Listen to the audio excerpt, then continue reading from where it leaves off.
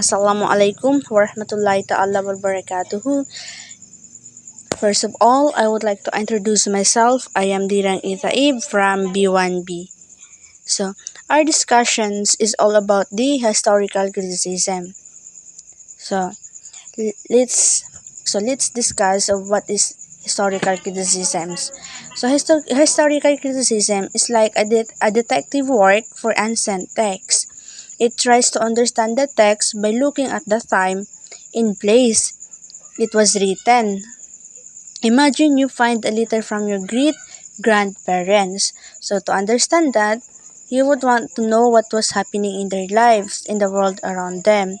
So historical criticism does the same for old texts. It tries to figure out, number one, so what did the text originally mean? So it looks at the words, the cultures, and the history of the time to understand the author's ended message. Two, who wrote it and who was it for? So it tries to figure out the author's background, their audience, and the reasons they wrote the text. So there are two main types, the external criticisms and the internal criticisms. So, external criticisms, this is like checking if the letter is real. It looks at things like the handwriting, the papers, and the date to make sure it's authentic.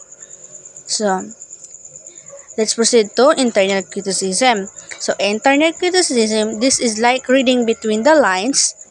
It looks at the text itself to understand the author's point of view, their belief, and the message they were writing to convey. So, by doing this detective work, historical criticism helps us understand the meaning and the importance of ancient texts in a deeper way. And I'm going to continue the explanation of Ms. Taib about the historical criticism. By the way, I am Fatima Mardia S. Sahali. One of the key aspects of historical criticism is the recognition that the Bible was written over a long period of time by various authors with different perspectives and agendas. This means that the Bible cannot be understood as a single unified work, but rather as a collection of texts with their own historical and literary context. Historical criticism seeks to identify this context and to understand how they shape the content and meaning of the biblical text.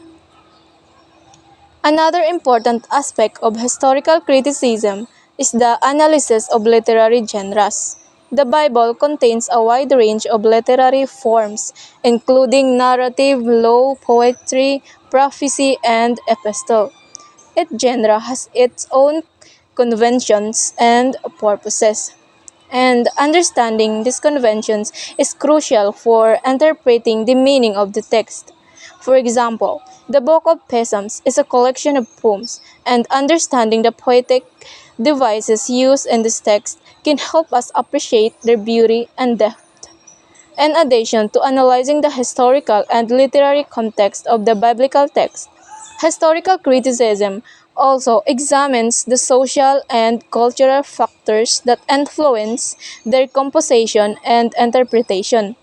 This includes looking at the religious, political, and economic conditions of the time, as well as the role of the Bible in shaping these conditions. External criticism is like checking if a historical document is real or fake. It's like being a detective for history.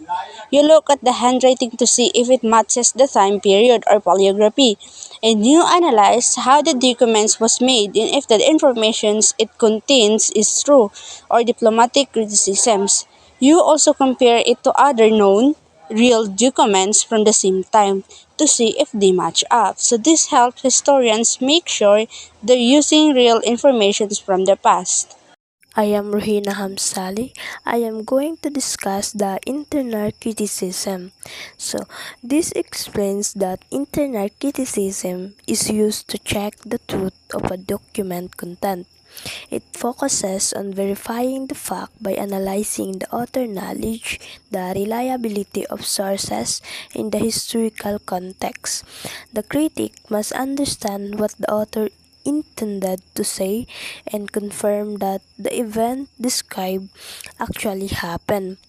In summary, internal criticism is a detailed process that goes beyond determining a document authenticity and focuses on ensuring the reliability of its content.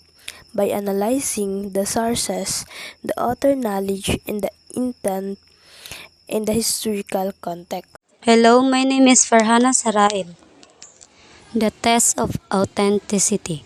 Expecting the material used, paper, ink, to check for inconsistencies with the non-availability of those materials during the aligned time period.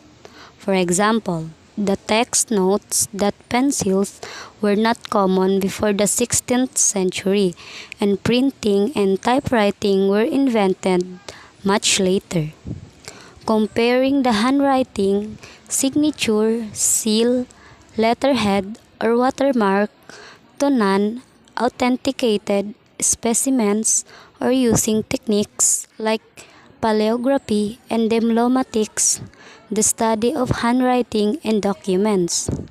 In essence, the passage of outlines, a process of forensic analysis applied to historical documents to determine their authenticity, relying on the understanding of technological and material.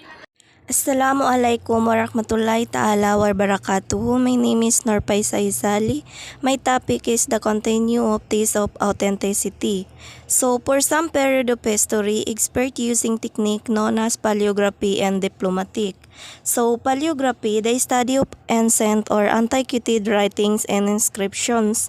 Diplomatic is the study of the creation, form, and transmission of records with the goal of identifying and evaluating their authenticity.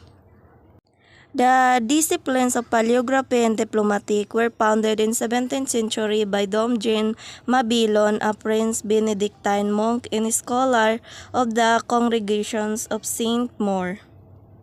Anachronistic style is a style that includes elements from a different time period than one it is set in.